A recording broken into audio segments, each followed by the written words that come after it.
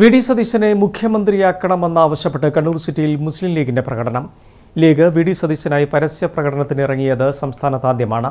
K C. ഉപതെരഞ്ഞെടുപ്പിനെ നേരിട്ടാൽ league എതിരായ പ്രചരണം നടത്തുമെന്നും പ്രവർത്തകർ കണ്ണൂർ വിഷനോട് പറഞ്ഞു. Kannur vision exclusive.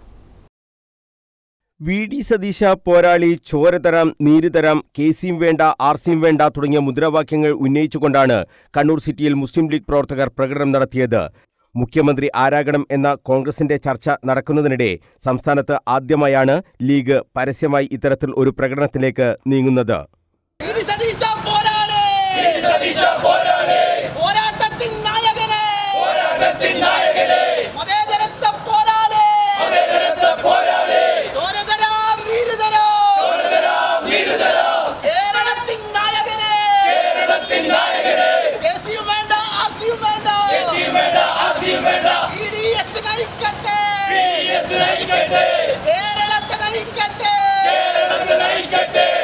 വി.ഡി. സതീശന്റെ നിലപാടുകൾക്കാണ് സംസ്ഥാനത്ത് അംഗീകാരം കിട്ടിയതെന്നും അദ്ദേഹം മുന്നോട്ടുവച്ച മുദ്രാവാക്യങ്ങളാണ് കേരളം ഏറ്റെടുത്തതെന്നും പ്രവർത്തകർ പറഞ്ഞു.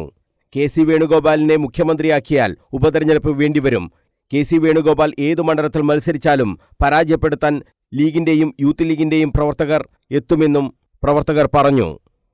മുൻകാലങ്ങളിൽ രാജസ്ഥാൻ, മധ്യപ്രദേശ് പോലുള്ള സ്ഥലങ്ങളിൽ ജനവികാരത്തിനെതിരായിട്ട് കോൺഗ്രസ് ഹൈക്കമാൻഡ് എടുത്ത തീരുമാനങ്ങൾ പലതും തെറ്റാണെന്ന് ഇപ്പോൾ വർഷങ്ങളായി കേട്ടുകൊണ്ടിരിക്കുന്നു.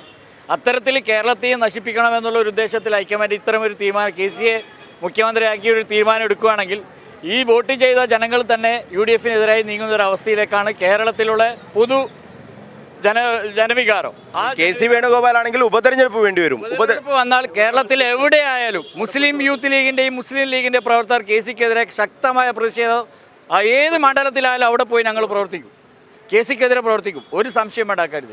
സൗഫാൻ നീർച്ചാൽ, റാഷിദ്, റിയാസ് കസാനക്കോട്ട, സഹീർ അറക്കത്ത്, റിയാസ് മൈതാനപ്പള്ളി, റാഷിദ് കടലായി, സിയാദ് കുറുവ, സിറാജ് മൈതാനപ്പള്ളി, തൻസീർ ഹാഷിം, ശംസുദ്ദീൻ മൈതാനപ്പള്ളി, അഷ്റഫ് മുക്കടവ് എന്നിവരുടെ നേതൃത്വത്തിലാണ് പ്രകടനം നടന്നത്.